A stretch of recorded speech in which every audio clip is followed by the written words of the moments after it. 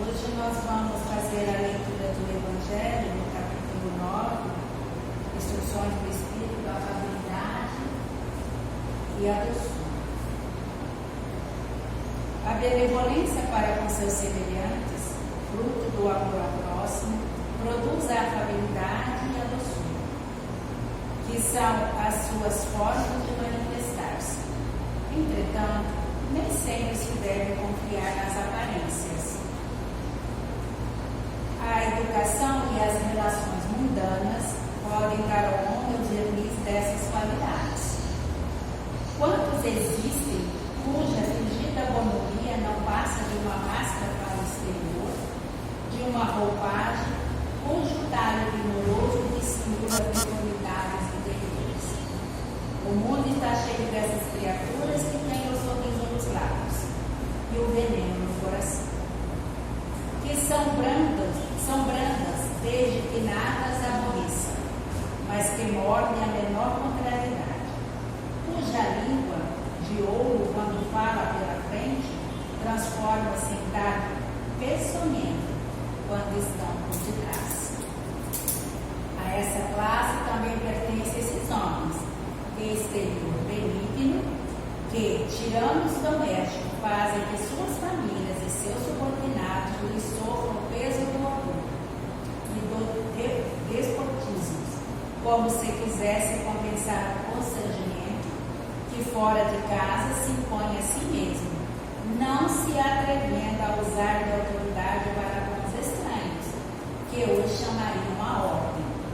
Querem, pelo menos, fazer-se temidos daqueles que não lhes podem resistir. Envaidece de poderem dizer: aqui mando e sou obedecido, sem se darem conta de que poderiam acrescentar: e sou detestado.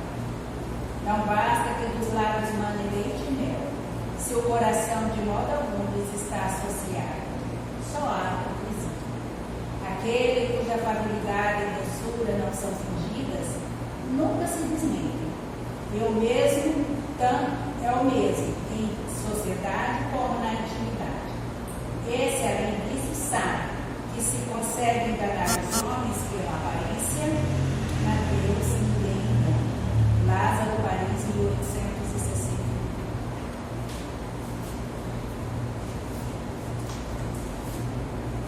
Então, aqui a gente procurou o significado dessas palavras: afabilidade. Afabilidade é a qualidade de quem é cortês, delicado, amável, agradável, com quem se pode falar facilmente e é acessível. Doçura é a qualidade de quem é suave, meigo e branco. A mensagem de Lázaro, irmão de Marta e Maria, que residiam em Betânia, no caminho de Jerusalém a Jericó, amavam a Jesus, recebiam-no sempre em sua casa. Então Jesus sempre estava na casa de Lázaro, com a família dele. Lázaro é a forma grega da abreviação hebraica Iazar, de Eleazar, que significa Deus ajuda. Foi ele o ressuscitado por Jesus, deu um estágio de letargia, ignorado na época, tendo sido considerado morto, conforme narram Mateus, Marcos e João. Porque vocês sabem, né, dessa passagem, né, que ele teve essa letargia e aí todos pensaram que ele estava morto e Jesus levou 3 dias da onde ele estava para retornar. E eles ficaram assim, as irmãs de Lázaro e todos ali, ficaram assim meio até chateados com Jesus, né? Como assim, né? Mandaram avisar, ele não veio imediatamente, mas Jesus veio, né? E estava morto, era uma letargia, e ele se levantou. Mas naquela época, como nós éramos muito ignorantes, ainda eu coloco nós, tá? Mas não sei se vocês estavam lá, mas certo que eu estava. Em o Evangelho segundo o Espiritismo, encontram-se mensagens suas no capítulo 9, no item 6 e 8, que é esse que nós lemos, obediência e resignação. No capítulo 9, amar o próximo como a si mesmo, no item 8,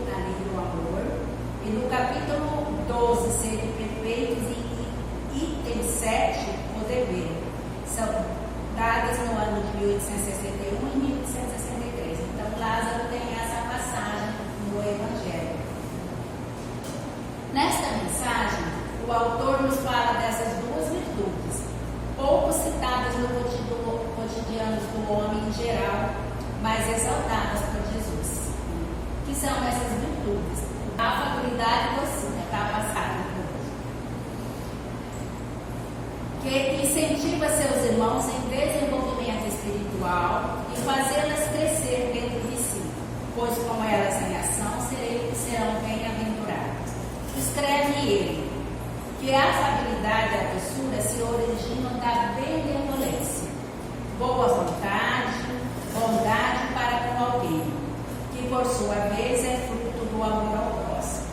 Então a afabilidade, como nós lemos ali no texto, muitas pessoas é só um verniz, né? Eu posso estar aqui falando para vocês da afabilidade e da doçura, mas dentro da minha casa eu sou aquela cobra peçonhenta, como fala lá no texto, né? Aqui eu mando, sou obedecido, mas não fala que também sou detestado, né? Então, muitos de nós somos um verniz. Apresenta aqui uma forma, mas dentro de casa, onde nós estamos inseridos no grupo de trabalho, nós temos colocamos outra máscara, vamos assim dizer, né? Que incentiva seus irmãos em desenvolvimento espiritual, fazê-la crescer dentro de si, pois com elas em ação são bem-aventurados.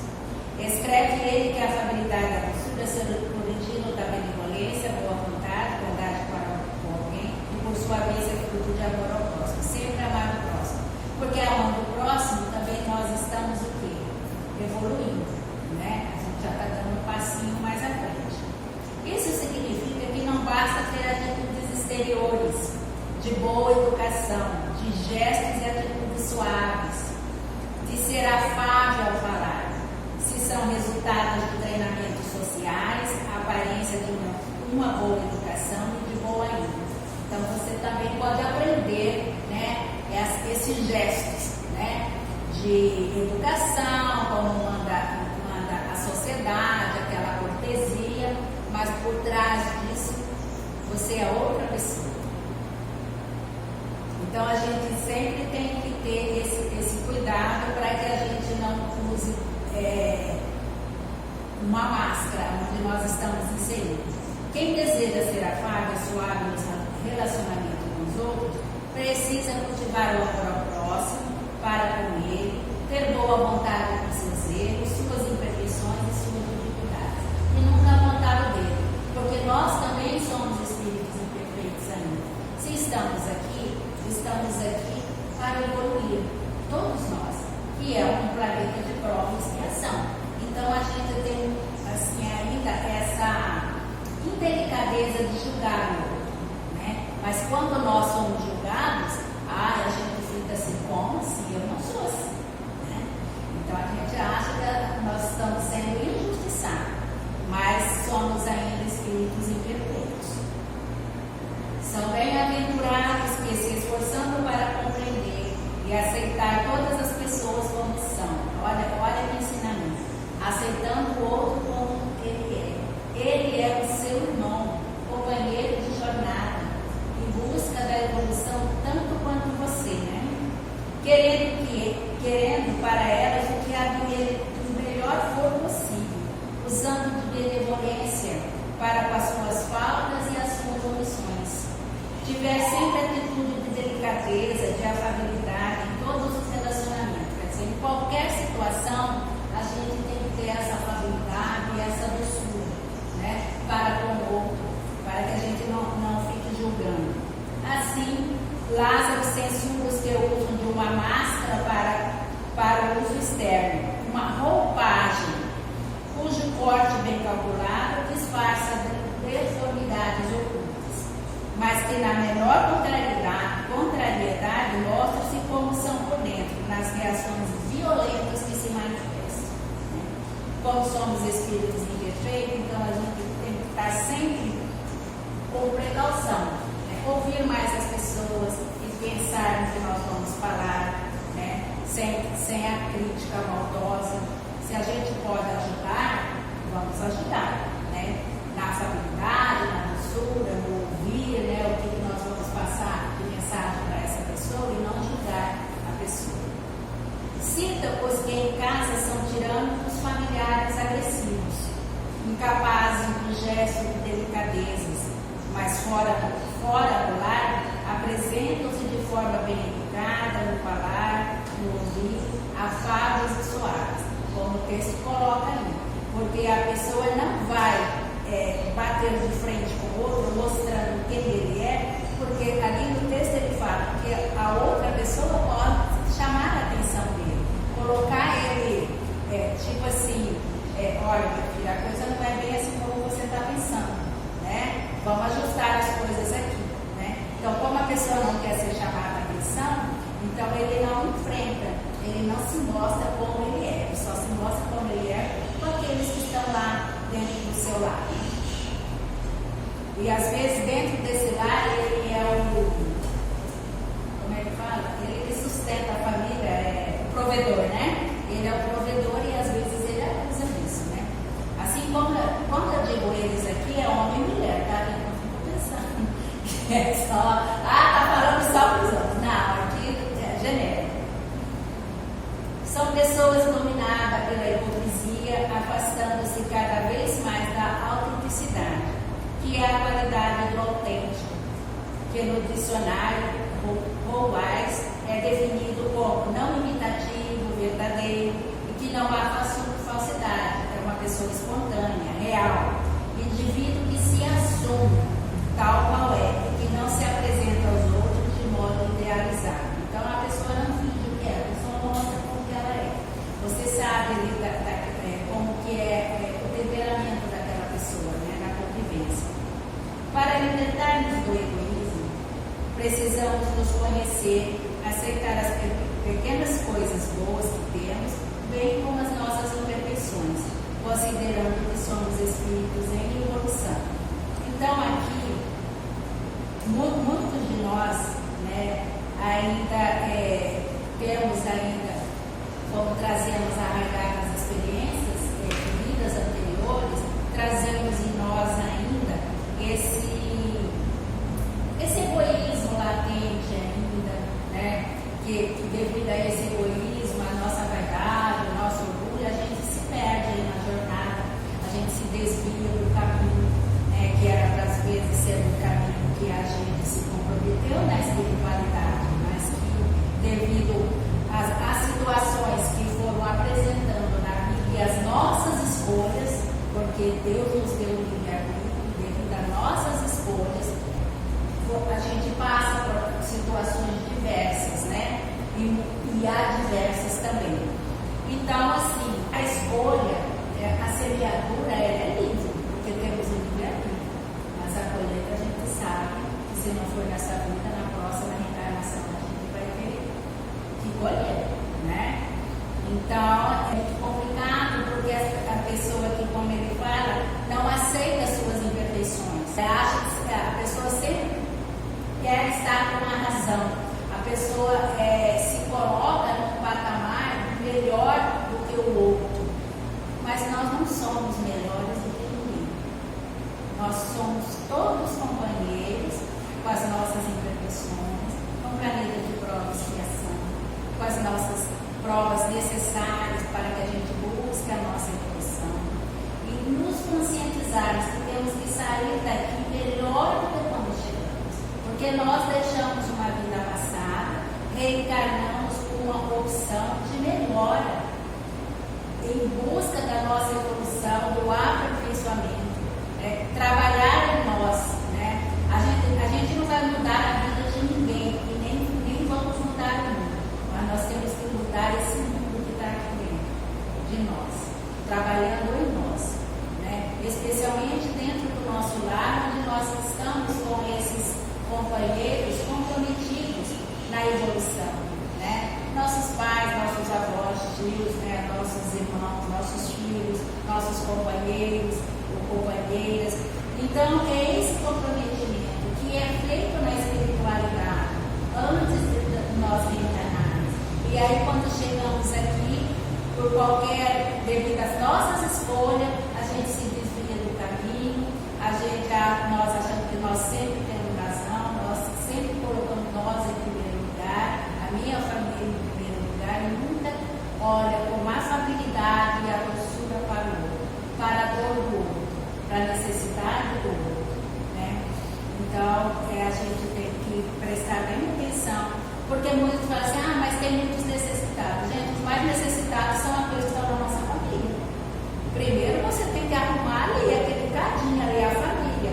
Depois, quando você já tiver conseguido administrar esse grupo, você pode partir para outros grupos, né? Na ajuda, procurar ajudar alguém. Porque a gente sabe que toda família tem alguns que têm uns problemas sérios. Às vezes ficam desempregados, né? Aí você tem que colaborar, né? Um paga uma água, outro paga uma luz, um dá uma cesta básica. Então é isso, né? É ali no cadinho familiar. E não chegar lá na casa do outro, está vendo que o outro está desempregado, a conta de luz ele tem 2, 3 atrasada, a água, e a pessoa fica num desespero. E tem pessoas que não têm coragem de falar, olha, eu estou passando, tem vergonha. Eu conheço pessoas que têm vergonha de falar, olha, eu estou passando por um problema, eu estou assim, coisa e tal, eu não tenho nada dentro de casa. Tem pessoas que têm vergonha, porque sempre trabalhou, sempre teve, sempre buscou, e quando chega na hora que precisa, então assim, tinha um pastor de uma igreja, de uma amiga minha, ele sempre falava, irmãs, quando vocês forem na casa do irmão e não te oferecer nem um café, vocês prestem atenção, porque ali está faltando alguma coisa, está faltando o básico do básico. Então, às vezes, a gente não pega assim, esse pormenor, né?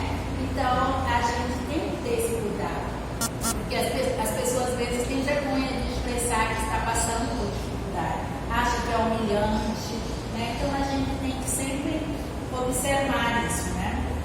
Todavia, não podemos, por amor a nós, conformar-nos com as poucas coisas, quais são as nossas imperfeições, pois estamos reencarnando tantas vezes quanto for necessária a Terra para desenvolver nosso potencial divino, melhorarmos perseverantemente, porque o nosso progresso espiritual é para sempre, mas vai depender da caminhada de cada um, né?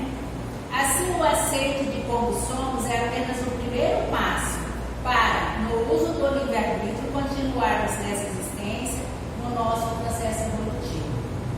Para que isso aconteça, precisamos ser honestos e sinceros para conosco, nos enxergando o mais real possível, a fim de reformar o nosso caráter, reprimindo nossas más tendências, melhorando o que já temos de bom e permanecendo no caminho do progresso. Difícil, lento, mas sempre progresso.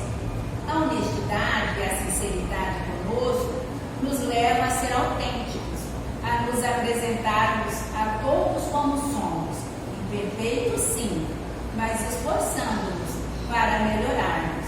Esse esforço aparece quando sentimos um impulso, uma vontade de agredir, de revidar, controlamos-nos.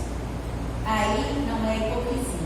Independente dos outros perceberem ou não, nosso esforço é de bom proceder. É uma agressão a alguém que foi sentida, pensada, mas não realizada. Então ele coloca aqui para nós, se a gente for agredir, às vezes a pessoa nos agride, a gente quer revidar, mas a gente tem que pensar ali na hora.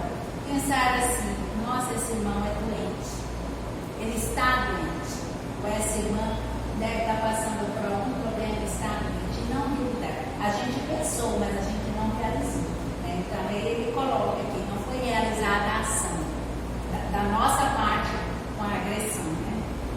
Foi uma vitória que por certo estimulará outras, até que não haja mais a necessidade do raciocínio para reprimi-la, pois estará eliminada do nosso interior. Então, quando nós tivermos um progresso espiritual melhor, a gente nunca vai sentir essas raivas, essa vontade de agredir o outro, de revidar, né? É isso que ele está colocando para nós. Penso que no dia em que o maior número de pessoas agir de forma autêntica consigo mesmo e com os demais, inspirando confiança nos outros, originando o respeito mútuo aos deveres e direitos de cada um, a Terra estará bem mais próxima próxima de se tornar um mundo regenerado. Assim termina Lázaro na sua mensagem. Aquele cuja afabilidade e doçura não são fingidas jamais se desmente. E o mesmo para o mundo é o mesmo para o mundo ou para a intimidade, e sabe que se pode enganar os homens pelas aparências, não pode enganar a Deus. Só pode dar amor quem o tem. Partindo, pois, do amor que sentimos por nós mesmos, poderemos amar o próximo. Aí, lá no livro do Céu e Inferno, uma mensagem de um espírito que a neta dele pediu para invocar ele. Eu achei bem interessante, porque isso aqui vai mostrar bem para nós o que é a afabilidade, o que a gente pensa que nós estamos agindo pelo bem. Ele chama José Breu, morto em 1840, evocado em Bordeaux em 1862 pela neta. O homem honesto, segundo Deus, ou segundo os homens. Então, vamos aqui, ele vai dar o depoimento dele, aí a gente faz essa reflexão aqui para cada um, se nós estamos no caminho certo ou não. Vamos ver a nossa semeadura. Querido avô, quereis dizer-me como estáis entre os espíritos e dar-me alguns detalhes instrutivos para o nosso avanço? Resposta: tudo o que quiseres, minha querida filha. Estou espiando minha falta de fé, mas a bondade de Deus é grande, Ele leva em conta as circunstâncias. Sofro não como poderias entender, mas de arrependimento por não ter empregado bem o meu tempo na terra. O Espírito falando para ela. 2. Como não empregaste bem? Ela questiona. Fosse sempre um homem honesto? Resposta: sim, do ponto de vista dos homens, mas há um abismo entre o homem honesto perante os homens e o homem honesto perante Deus. Tu queres instruir-te, querida filha? Vou tentar fazer-te sentir a diferença. Entre vós, considera-se como homem honesto aquele que respeita as leis do seu país, respeito elástico para muitos, aquele que não faz mal ao próximo, tomando-lhe ostensivamente os seus bens, mas toma frequentemente, sem escrúpulo, sua honra, sua felicidade, desde que a lei ou a opinião pública não possa alcançar o culpado da hipocrisia. O culpado hipócrita. Quando se pode mandar gravar na sua lápide a série interminável de virtudes que são enaltecidas, acredita ter pago sua dívida para com a humanidade. Que engano! Para ser honesto perante Deus, não basta não ter infringido as leis dos homens. É preciso, antes de tudo, não ter transgredido as leis divinas. O homem honesto perante Deus é aquele que, cheio de devoção e amor, dedica sua vida ao bem, ao progresso de seus semelhantes. Aquele que é animado por um zelo inspirado no objetivo é ativo na vida, ativo no cumprimento da tarefa material que lhe é imposta, pois deve ensinar a seus irmãos o amor ao trabalho. Ativo nas boas obras, pois não deve esquecer que é apenas um servidor, a qual o Senhor pedirá um dia contas do uso do seu tempo. Ativo no objetivo, pois deve pregar pelo exemplo o amor ao Senhor e ao próximo. O homem honesto perante Deus deve evitar cuidadosamente essas palavras mordazes, veneno escondido sob flores, que destrói as reputações e muitas vezes mata o homem moral a cobrir o de ridículo.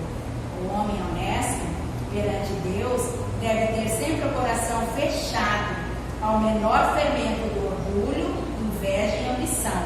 Ele deve ser paciente e doce com os que o atacam. Deve perdoar do fundo do coração, sem esforço e, sobretudo, sem ostentação a todo aquele que o ofendeu. Deve amar seu Criador em todas as suas criaturas e deve, por fim, pôr em prática este tesouro tão conciso, tão grande dos deveres do homem: amar a Deus acima de todas as